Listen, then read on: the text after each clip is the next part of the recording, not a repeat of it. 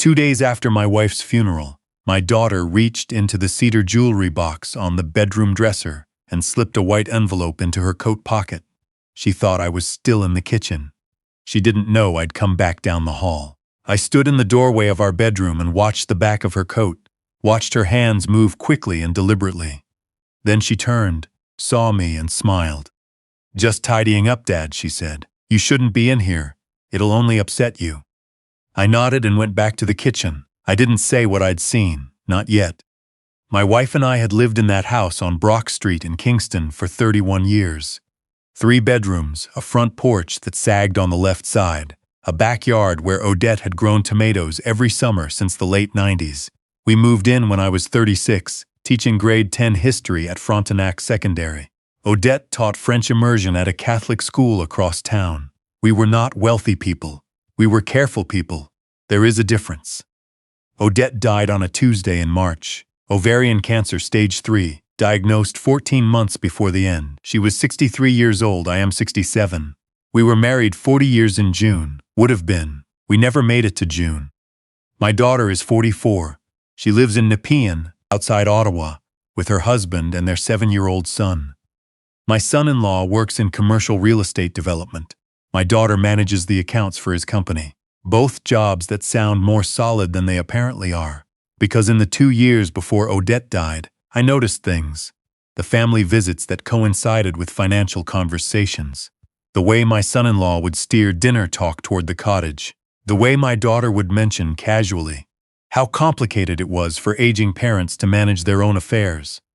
How much simpler it could be if someone reliable had signing authority. I told myself they meant well. I was 65 and 66 during those years. I still drove, still shoveled my own walk, still volunteered with the adult literacy evening class on Thursday nights. I did not feel like someone who needed managing. But Odette had listened more carefully than I had.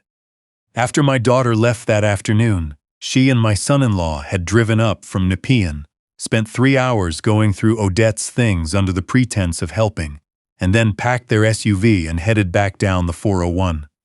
I went to the bedroom. The cedar box was sitting on the dresser where it always sat. Inside were Odette's rings, a string of freshwater pearls her mother had given her, a few photographs tucked into a velvet pouch. Everything looked undisturbed, but the white envelope with the green RBC logo in the corner was gone. I'd seen it briefly 2 days ago, when I'd opened the box to take out Odette's rings for the funeral home. I had not thought much about it then. I was not in a state to think about envelopes. I was in the state a man is in 2 days after his wife of 40 years has died.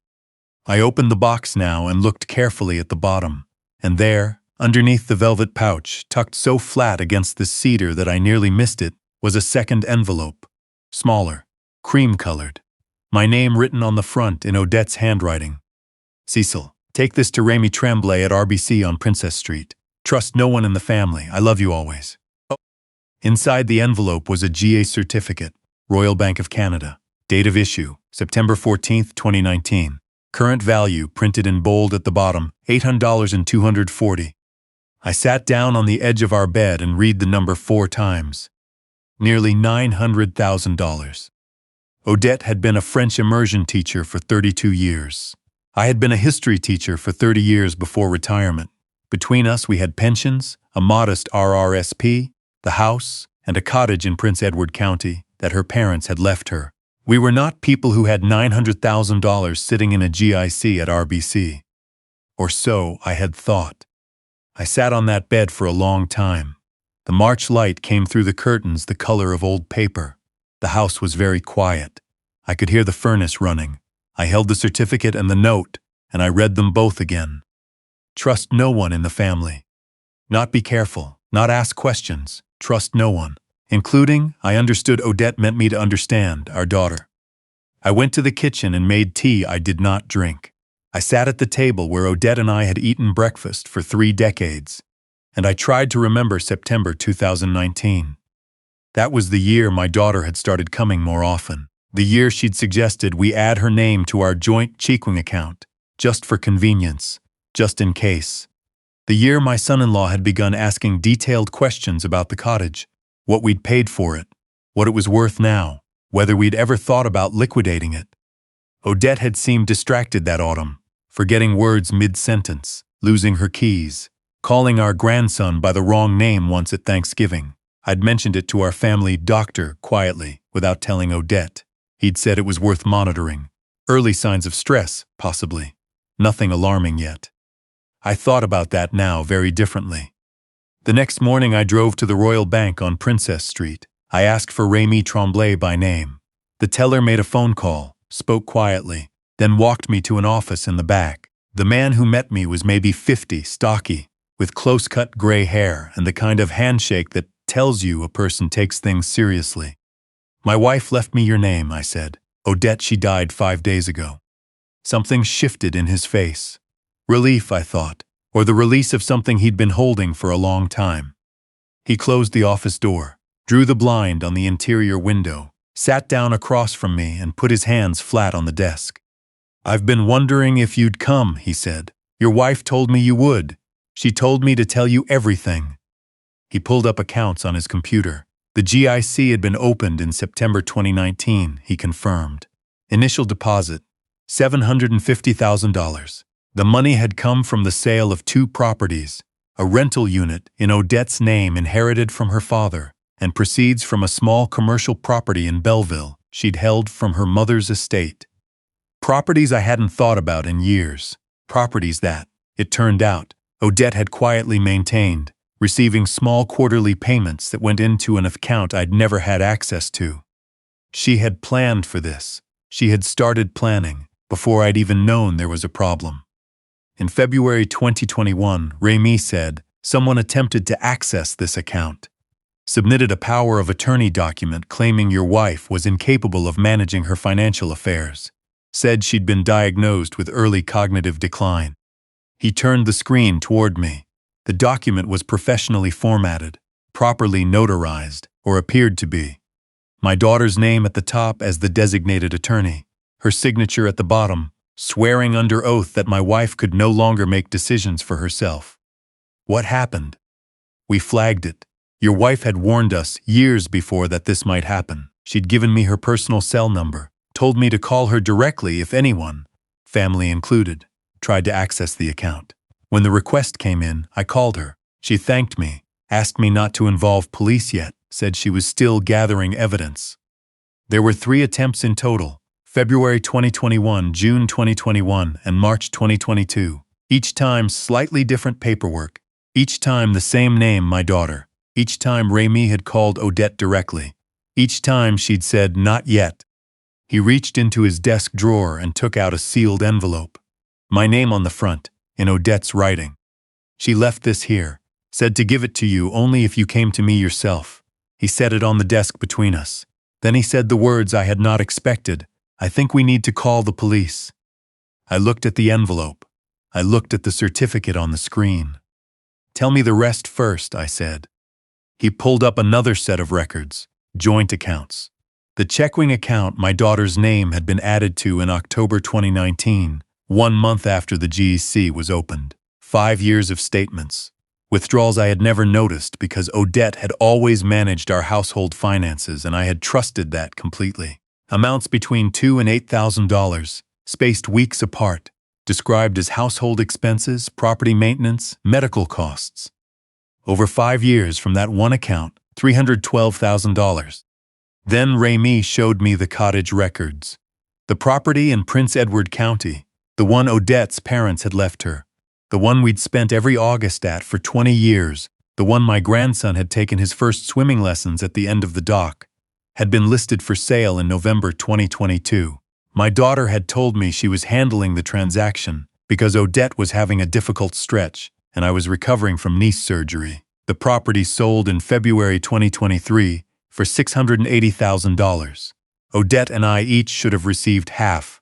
I had received nothing. The funds had gone to a numbered company registered in Ontario, which Odette herself had flagged to Rémi in writing.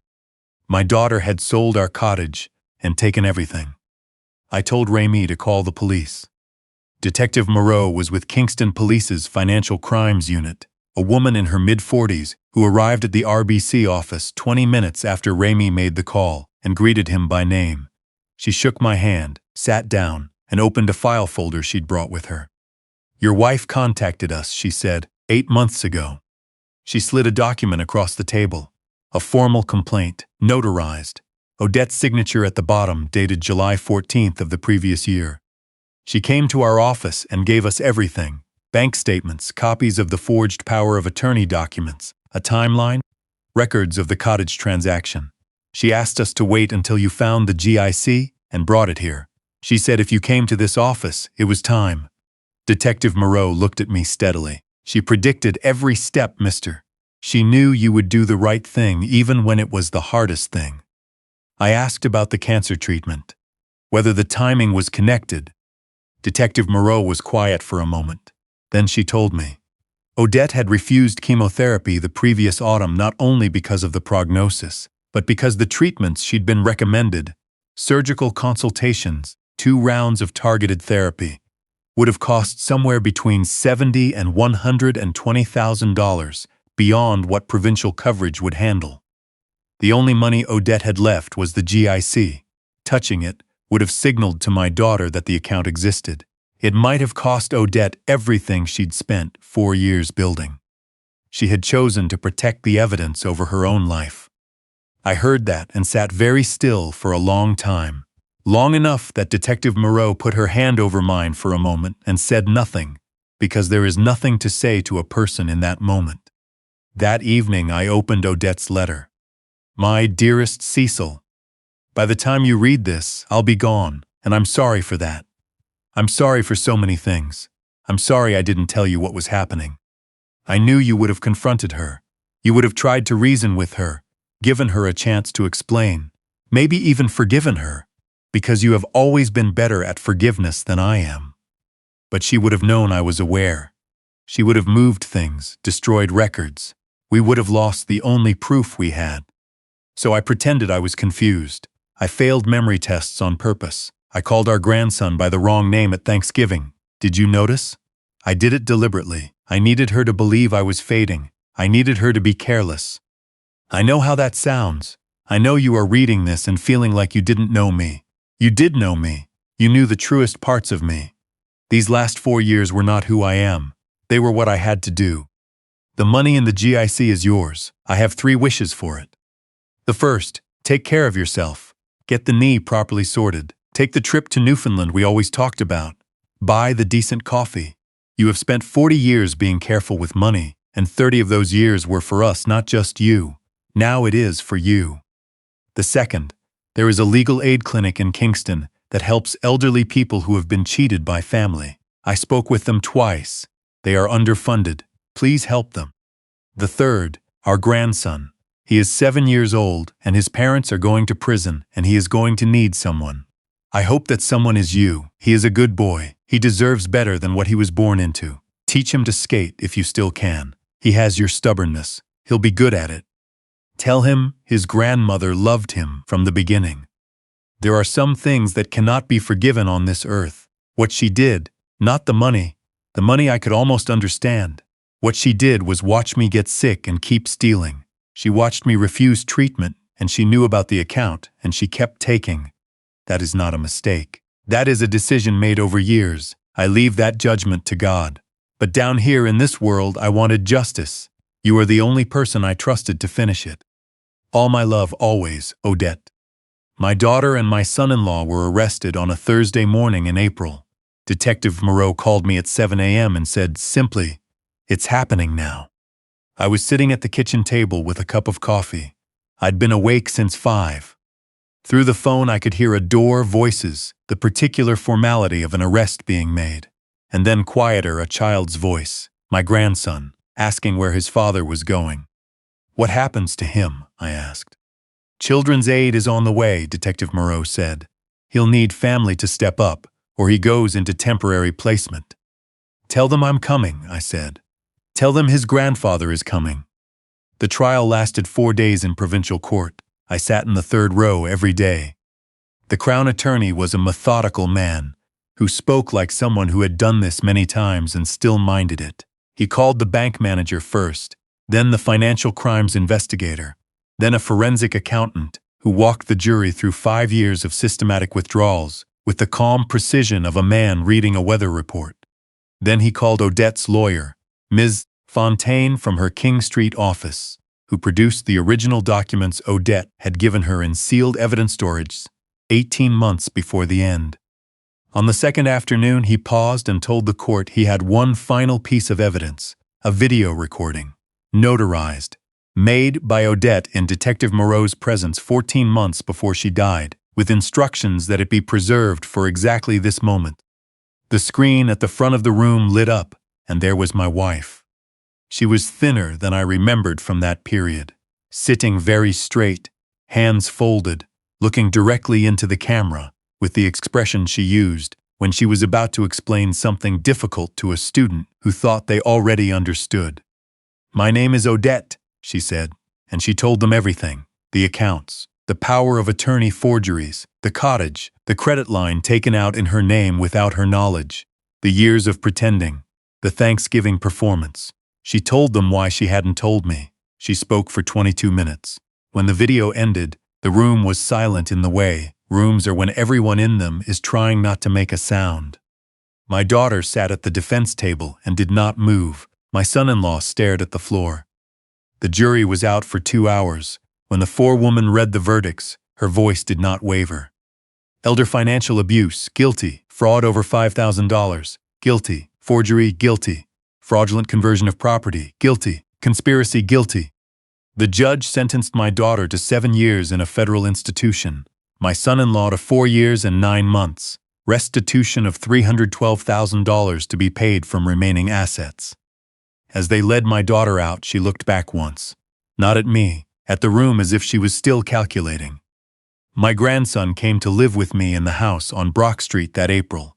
He was 7 years old and slept on the pull-out sofa until we went together to pick out a proper bed, a task that took most of a Saturday and involved a long, serious debate about whether the duvet cover should be blue or green. We got one that was both. He asked about his parents regularly in the first month. I answered honestly, in terms a 7-year-old can hold without breaking, that they had made serious mistakes, that they would be away for a long time, that he was safe and I was not going anywhere. He had Odette's eyes, dark, watchful, quick to take in more than he was supposed to. I hadn't noticed before, in the brief and carefully managed visits my daughter had permitted over the years. But living with him, I saw it constantly. The first time he asked me about her, we were eating dinner. He'd found a photograph on the bookshelf, Odette at the cottage, laughing at something off camera. Was she funny? He asked. She was the funniest person I ever knew, I said. Funnier than me by a long way.